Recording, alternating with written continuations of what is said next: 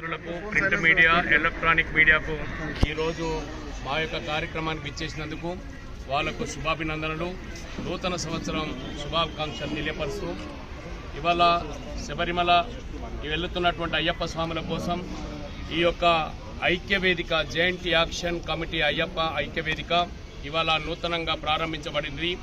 ఈ యొక్క కార్యక్రమాల్లో మేము అయ్యప్ప స్వాములకు జరుగుతున్నటువంటి అన్యాయాలపైన, ఈ ప్రభుత్వాలపైన ఒక స్లోగన్ తీసుకొని అయ్యప్పలను ఐక్యవేదికగా తీసుకొని ఈ యొక్క కార్యక్రమాలని మేమంతా కూడా తీసుకున్నాం.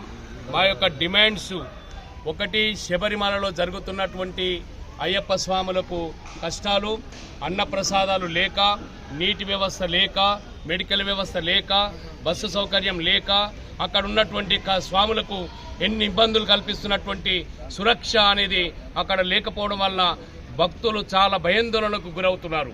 దీనికి ఎంబడే కేరళ రాష్ట్రంలో ఉన్నటువంటి ప్రభుత్వం స్పందించి వాళ్ళకు కావాల్సినటువంటి సౌకర్యాలని కేంద్ర రాష్ట్ర ప్రభుత్వాలు అక్కడ ఎంబడే స్పందించి ఈ స్వాముల యొక్క బాగోగులు చూడవలసిందిగా మేము కోరుతున్నాం.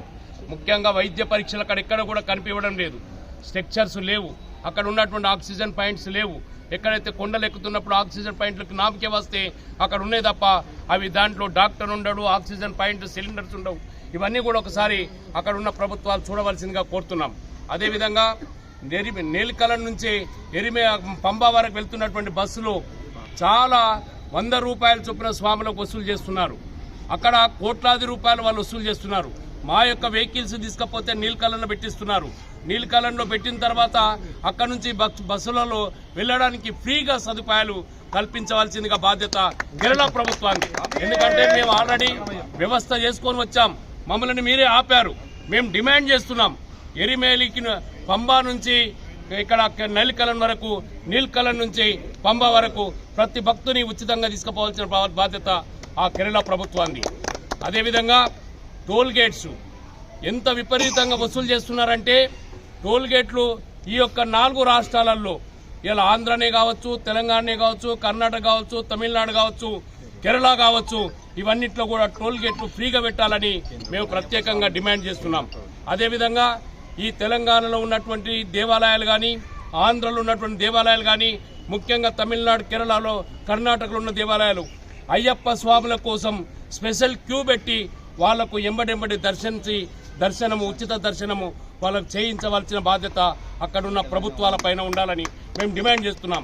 ఎందుకంటే ఇక్కడున్న స్వాములు ఒక నిర్ధారణ చేసుకొని 20 యాత్రలు వాళ్ళు పిక్ చేసుకొని వెళ్తారు. ఒక దగ్గర లేట్ అయితే 3 యాత్రలు ఫెయిల్ అవుతాయి.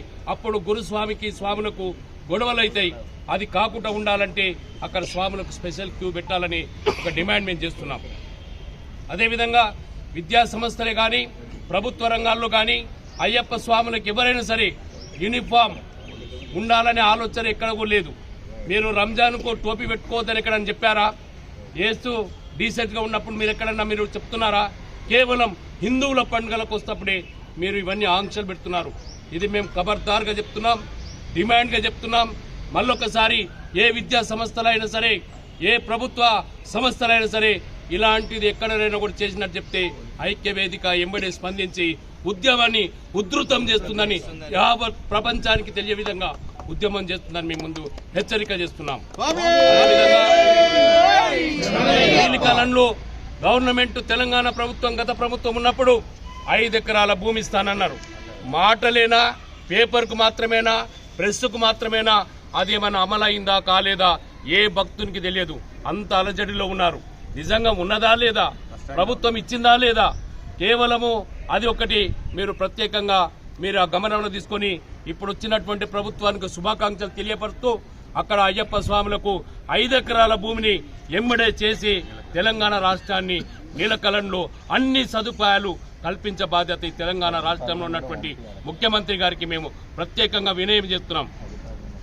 అక్కడ ఉన్నటువంటి ఎంక్వైరీ కౌంటర్స్, ముఖ్యంగా భాష ప్రాబ్లం ఉంటుంది, అక్కడ హెల్ప్ డెస్క్, అక్కడ ఎంక్వైరీ కౌంటర్ తప్పకుండా అక్కడ ఏర్పాటు చేసి నీలకలంలో, పంబాలో, సన్నిధానంలో 3 దగ్గర ప్రభుత్వం సంబంధించినటువంటి ఎండోమెంట్ ఆఫీసర్లను పంపించి ఎంబడే యుద్ధ ప్రాతిపదికగా ప్రతి స్వామిని కాపాడవలసిన బాధ్యత తెలంగాణ రాష్ట్ర ప్రభుత్వాన్ని మేము చెప్తున్నాం. అక్కడ ఎవరైతే శబరి యాత్ర చేస్తున్నప్పుడు ఈ మాట చెప్పాలా వద్దో తెలియదు, కానీ స్వామి శరణం ఎవరికైనా ప్రమాదవశాత్తు జరగరాంది జరిగితే 2 రాష్ట్రాల వాళ్ళు కూడా ఎస్క్రిషియా వాళ్ళు ప్రకటించాలి. 25 లక్షల రూపాయలు తెలంగాణ కానీ 25 లక్షల రూపాయలు కేరళ కానీ సెంట్రల్ గవర్నమెంట్ కానీ ప్రతి అయ్యప్ప భక్తుని కాపాడవలసిన బాధ్యత, వాళ్ళ కుటుంబాన్ని కాపాడవలసిన బాధ్యత మీ భుజస్కంధాల మీద వేసుకొని మీరు యొక్క డిమాండ్ మేము ఈ ఐక్యవేదిక చేస్తుంది. అందుకోసమే దయచేసి ఈ ఐక్యవేద్య రాబోయే రోజుల్లో మా యొక్క కార్యక్రమాన్ని జిల్లాల వారీగా, మండల వారీగా, గ్రామాల వారీగా ముఖ్యంగా చెప్తున్నాం. అదేవిధంగా పార్టీలకు అతీతంగా భక్తులు వస్తారు. ముఖ్యంగా చెప్పేది ఏంటంటే మా గురుస్వాముల యొక్క ఒక విధానం ఏంటంటే రాబోయే రోజుల్లో తెలంగాణలో ఉన్నటువంటి 3000 దేవాలయాలు జీర్ణోద్ధారణకు నోచుకొని దేవాలయాలు, ప్రతి గురుస్వామి ఒక్కొక్క దేవాలయాన్ని అప్డేట్ చేసుకొని జీర్ణోద్ధరణ చేయించి అక్కడే సన్నిధానాలు పెట్టి ఆ స్వామిని, ఆ యొక్క గుడిని కాపాడవలసిన బాధ్యత అయ్యప్ప స్వాముల పైన ఉన్నది ఐక్యవేదిక చెప్తుంది. ఈ ఐక్యవేదిక ద్వారా మీ అందరికీ రాబోయే రోజుల లోపల కొత్త కొత్త విషయాలు మీ అందరి ముందు చెప్తారు. స్వామి శరణం, స్వామి శరణం, స్వామి శరణం, స్వామియే శరణమయ్యప్ప.